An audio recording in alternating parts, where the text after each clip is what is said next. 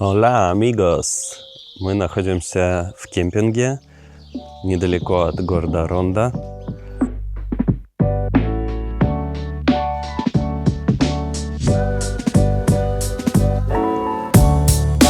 Да блин, Я ты что ты снимаешь? Очередной эпик фейл. Смотрите, на что приходится идти. Фух, это было непросто. Thank you guys! You're welcome. Сматываемся отсюда.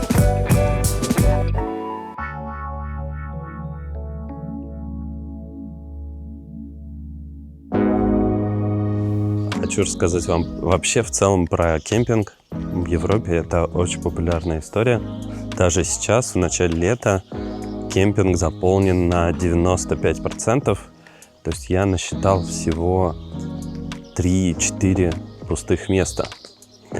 Европейцы очень любят путешествовать на автодомах. Некоторые кемпинги нужно бронировать сильно заранее, а в высокий сезон, например, в августе, так вообще, наверное, надо за полгода бронировать. Потому что те же немцы любят планировать путешествия заранее и подбирают какие-то новые места.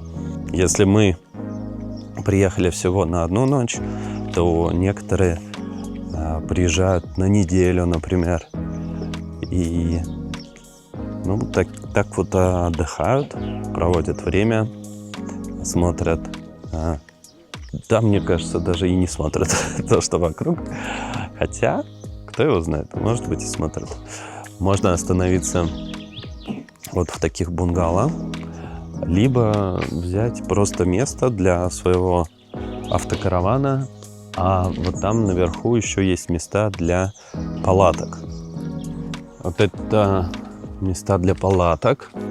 Пожалуйста, положили палатку в машину, мотоцикл и в любой кемпинг.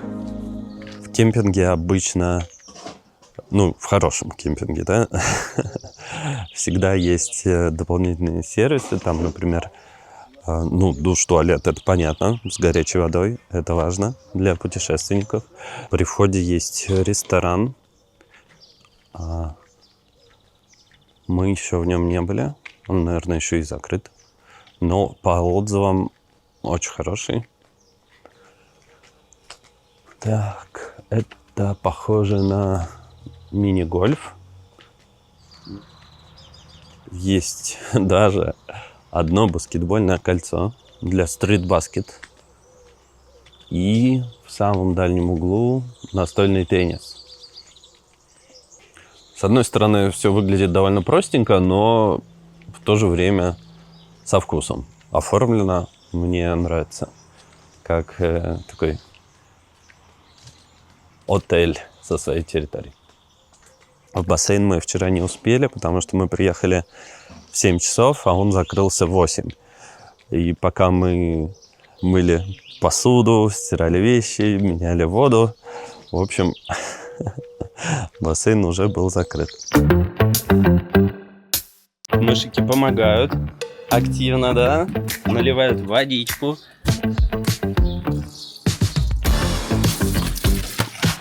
Следующую. Молодец, умница. Это было сложно. Так.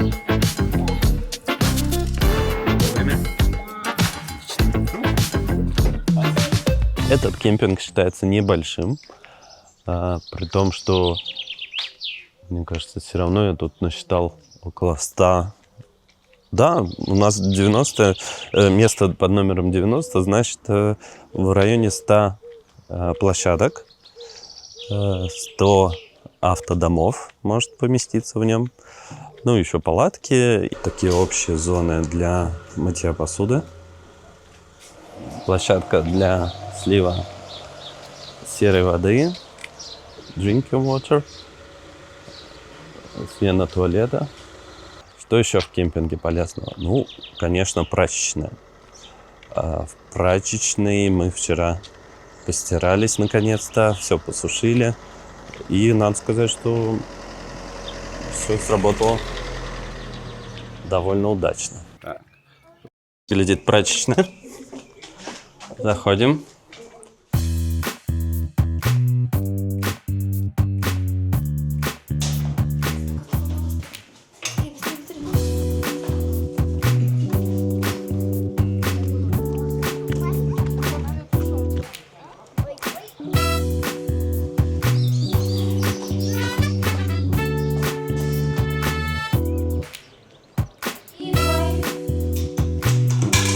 И зеленую кнопку нажимаем.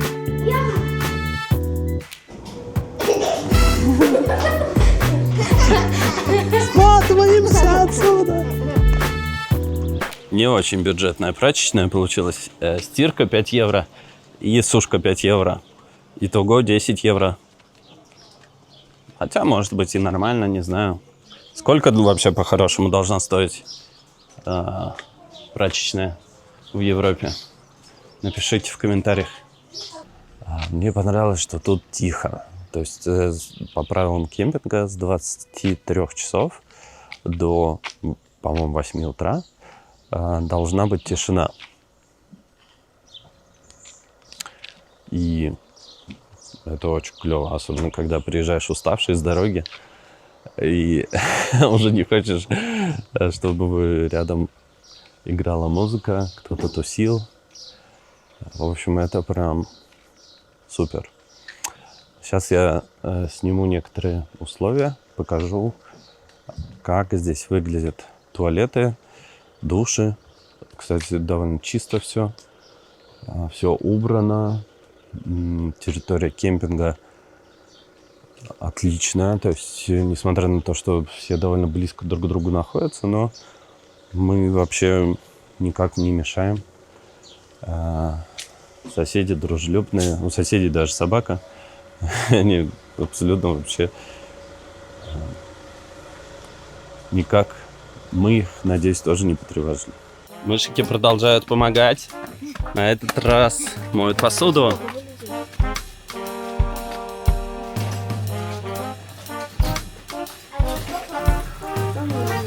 Это горячая вода.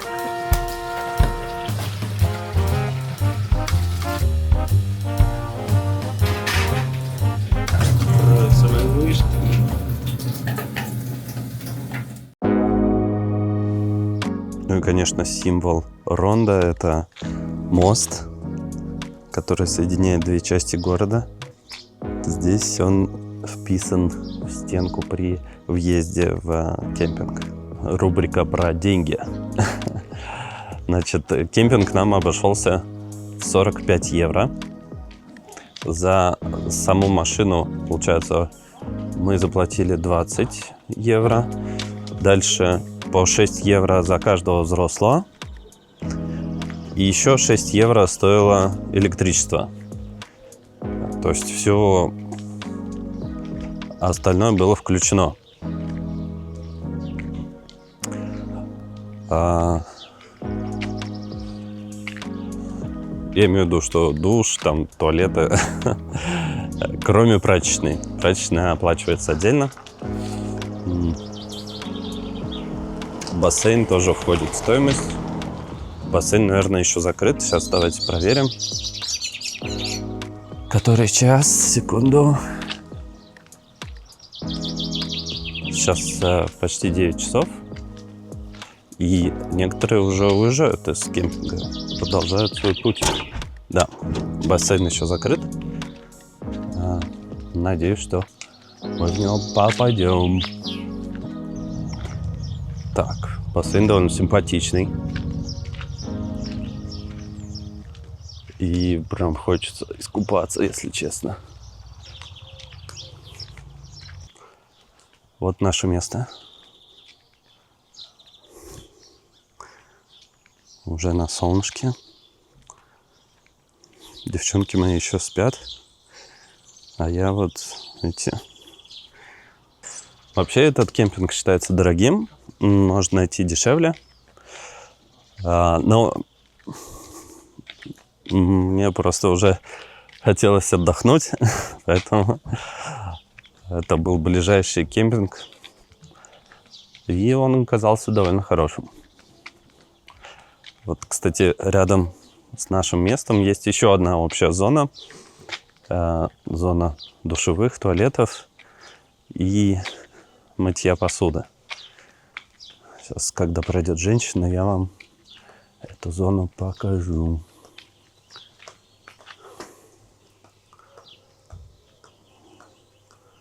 Вот тут можно мыть посуду. Тут женщины, тут мужчины. Если там никого нет внутри, то я поснимаю. В душе сейчас кто-то есть, поэтому не очень удобно снимать. Зайдем попозже. Может возникнуть вопрос, а зачем нужен кемпинг? Ведь идея автодома в том, что ты можешь остановиться где угодно. И тебе не обязательно для этого платить еще за место. Да, вы абсолютно правы. Но иногда, где-то примерно через 3 дня после такой дикой жизни, хочется немножко цивилизации. Плюс в кемпинге есть электричество. И я сейчас буду подключать ноутбук для того, чтобы слить материал отснятый. И быстрее, соответственно, заряжаются все наши мобильные телефоны, все наши устройства. И важный момент, что вода.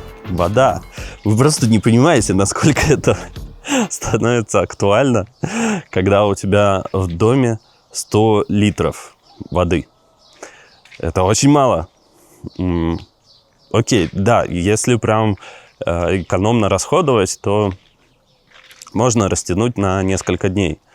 Но если мыть посуду, если принимать душ, то 100 литров – это, в общем-то, на одни сутки. Плюс слабый напор воды, да, хочется его сделать посильнее. Плюс, да, слушайте, все прекрасно понимаете. Мы цивилизованные люди, и, конечно, мы привыкли к комфорту, поэтому иногда хочется выйти за рамки комфорта, но ненадолго. После этого быстренько вернуться назад. Мы заехали в кемпинг. Окна не успели помыть. Да, окна капец. А там написано, нельзя мыть машины. О, девчонки нас уже встречают, смотрите. Так, осталось понять, как нам лучше заехать на это место. Давайте посмотрим. Ну да. Волнительный момент. Первый раз подключаем электричество к нашему дому. Так, первым делом подсоединяем кабель. У нас есть адаптер для обычной европейской розетки 220, да? Но так как мы в кемпинге, то нам этот адаптер сегодня не нужен. Так, пойдем проверять. Я рекомендую вам сфоткать сразу счетчик, чтобы на выезде вы смогли сравнить те показания, которые были до и после. Как выяснить, что мы подсоединили электричество и что наш домик питается именно от электричества? Все очень просто. Катя тут готовит вовсю. Именно электричество. Запах спичек какой-то. Запах газа, да? Вот здесь, видите, загорелась оранжевая лампочка. Это значит, что дом подключен. Ой, мы горим.